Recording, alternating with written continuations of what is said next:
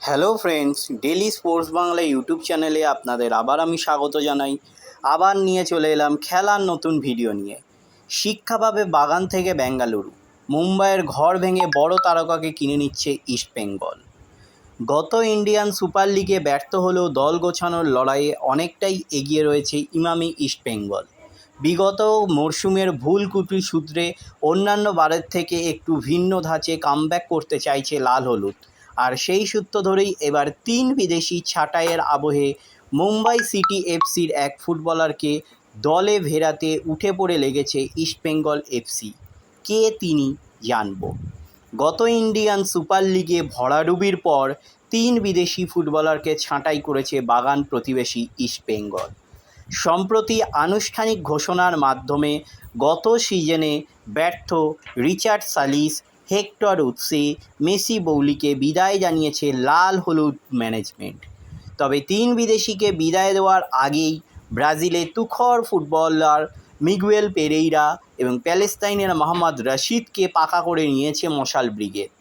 এমতাবস্থায় আরও 2-1জন নতুন বিদেশি সহ দেশীয় ফুটবলারদের বেছে বেছে সই করাতে চাইছে অস্কারের দল। এবার সেই লক্ষ্যেই নাকি মুম্বাইয়ের হয়ে খেলা ফুটবলারকে দলে নিতে ঝাঁপিয়েছে লাল হলুদ। বেশ কয়েকটি সূত্র মারফত খবর, মুম্বাই সিটি এফসির হয়ে মাঠ কাঁপানো ফুটবলার বিক্রম প্রতাপ সিংকে নাকি দলে নিতে চাইছে ইস্টবেঙ্গল এফসি।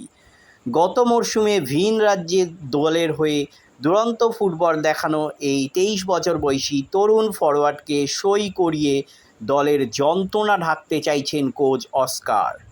শোনা যাচ্ছে বহু আগে থেকেই নাকি লাল হলুদ কর্তারা বিক্রমের ওপর নজর রেখেছিলেন। খোঁজ নিয়ে জানা গেল দীর্ঘ অপেক্ষার পর ইতিমধ্যেই নাকি মুম্বাইয়ের ওই ফুটবলারের সাথে কয়েক দফা কথা হয়ে গিয়েছে ইস্টবেঙ্গলের। সব ঠিক থাকলে খুব শীঘ্রই এই কোটি টাকার ফুটবলারকে দলে টেনে নিতে পারে কলকাতা ময়দানের এই প্রধান।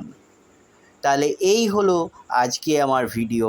তাহলে আবার বলছি, আমার চ্যানেল যদি আপনাদের ভালো লেগে থাকে অবশ্যই চ্যানেলটিকে সাবস্ক্রাইব করে নিন, পাশে রাখা বেল আইকনটিকে ক্লিক করে দিন যাতে সবার প্রথমে আপনারা আমার ভিডিও দেখতে পান। তাহলে আমরা কি দেখলাম, ইস্টবেঙ্গল তাদের 3 বিদেশিকে তারা কিন্তু ছেড়ে দিয়েছে। গত সিজনে যারা খেলেছিল তারা হলো রিচার্ড সালিস, হেক্টর উৎসে, মেসি বৌলি।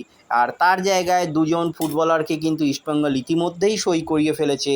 তারা হলো মিগুয়েল পেরেইরা এবং প্যালেস্তাইনের মোহাম্মদ রশিদ। ইস্টবেঙ্গলে যে 3জন বিদেশি আগে থেকে ছিল তারা হচ্ছে দিমিত্রিয়স ডায়মন্তকস, মাদি তালাল আর সাউল ক্রেসপো। তাহলে টোটাল ইস্টবেঙ্গলে এখন হলো 5 বিদেশি। আর এক বিদেশির জন্য কিন্তু ইস্টবেঙ্গল ইতিমধ্যেই কিন্তু বড় বড় প্লেয়ারের সাথে কথা বলা শুরু করেছে। এখন দেখতে হবে ইস্টবেঙ্গল কাকে নেয়।